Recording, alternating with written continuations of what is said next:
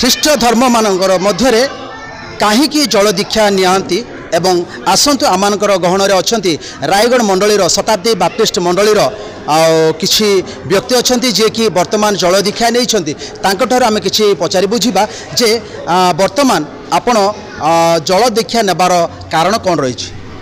ମୁଁ ପୂର୍ବରେ ପାପରେ ଥିଲି, ଏବେ ବର୍ତ୍ତମାନ ଜଳ ଦୀକ୍ଷା ନେଇକି ପରିତ୍ରାଣ ପାଇଅଛି। ଜଳ ଦୀକ୍ଷା ନେବାର କାରଣ କ'ଣ ରହିଛି? ଜଳ ପାପରୁ ପରିବର୍ତ୍ତନ जीवन पाई जल दीक्षा नहीं। तो वर्तमान आम शुणी पार्थुलु पूर्वरे जो पापरे थिले से पापरू निजको वंचित करने जल दीक्षा नहीं जहाँकि मन परिवर्तन। तेज आसतु शताब्दी बाप्टिस्ट मंडलीर रायगढ़ मंडलीर पालक महाशय अच्छा आम पचारि बुझा जे वर्तमान केते संख्यार जल दीक्षा नेले एवं से माने पूर्वर को जीवन यापन काटुले एवं यार उद्देश्य कौन थी? समस्त को नमस्कार। मो पालक गिदियन मिसाल शताब्दी रायगढ़ बाप्टिस्ट मंडली गजपति ओडिशा। मु आज विशेष विशेष आनंदित जे आमर शताब्दी रायगढ़ बाप्टिस्ट मंडली प्राय स्थापना ही 103 वर्ष पूर्ण अवसर में आज आम एक जल दीक्षा कार्यक्रम करियछु। आमर पूर्व पितागण अनेक लोक माने परिश्रम करी बहुत समय नष्ट करी सेमानंकर जीवन मध्य दान करी एही मंडली स्थापना करियछंती। से मंडली स्थापनावधि आज पर्यंत सेवा कार्य करी करी आसी अछि। अनेक लोक मानकर आत्मा को लाभ करा जाउछि एवं अनेक लोक माने आत्मिक जीवन रे अनंत जीवन पाई स्वर्गर रास्ता रे चलिबा पई से माने आगबड़ होई अछंती।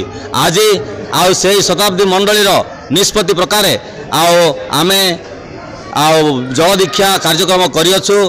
40 जन युवक युवती वा पुओ झी माने जल दीक्षा ग्रहण करियछंती। से माने पूर्व विभिन्न प्रकार पाप रे जड़ित थिले, एपरिकी मद्यपान गुटखा इत्यादि विभिन्न प्रकार कलुषित विषय गुड़ाक करी जीवन अतिबाहित करुथिले, किंतु से माने एक सिद्धांत नैछंती जीशुंकठारे समर्पित हेई जल दीक्षा नैछंती एवं नूतन जीवन यापन करिबा पई सिद्धांत नै अछंती।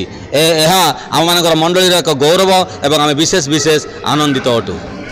तो वर्तमान आमने शुणी पार्थुलु जे पूर्व जीवन मानक मध्य जो पाप कलुषित से माने थिले ताहा परित्याग करिबा पई जल दीक्षा नैछंती एवं प्रभु भोज मत ग्रहण करिछंती। तबे देखा जाऊ आम गणर अछंती डिकन महाशय अछंती तांको आम पचारि बुझिबा आज्ञा जेते बेले ए जल दीक्षा देवा पूर्व पिला मानकर भविष्य विषय रे किछि आध्यात्मिक विषय रे किछि सेमानको शिक्षा लाभ देबाकू पड़े कि? प्रत्येक को नमस्कार। मु डिकन हसन सुआल सिंह विशेषकर आज आनंदित अटू रायगढ़ मंडली पक्षे मंडलीर भाई माने अनेक अभ्यांत कार्य मंद कार्य लिप्त हो प्रभु श्रीकृष्ण को परित्राण कर्ता रूपे ग्रहण करी समस्त कुअभ्यास कुमंत्रणारू से फेरी जल दीक्षा ग्रहण करिसेंती। वर्तमान से जपरी नूतन जीवन धारण करेंगे प्रभु श्रीकृष्ण को परित्राण कर्ता रूपे ग्रहण करिसेंती बोली आमर विश्वास। जेपरी यही भाव में मंडली अभिवृद्धि हेबो आ मंडली जे सतीकन्या ने प्रस्तुत जीवन काटबो एहा या मानकर मंडलीर चिंता गौरव विषय हो। तो वर्तमान आमर डिकन महाशय प्रकाश करुले कि पिला मानकर भविष्य आध्यात्मिक जीवन में किपर से माने आगू बढ़े भविष्य उज्जवल हेबो एवं पापरू जे प्रकार से पृथक रहिबे एवं आध्यात्मिक जीवन जे प्रकार से लाभ हेबो सेथि निमंते आजिर एई आयोजन करा जायतला जहाँकि 40 जन संख्यार पुओ एवं झियो मानक मध्य शिक्षा बाइबल शिक्षा देला परे से मानक जल दीक्षा दिया जायतला। तबे देखा जो आगामी दिन मानक मध्य कि प्रकार भाबे पिला मानकर भविष्य उज्जवल हेबो आध्यात्मिक जीवन में कि प्रकार माने आगू बढ़े ताही देखा बाकी रहा। Gajapati जिलूर Santosh Kumar प्याल, times on Odia.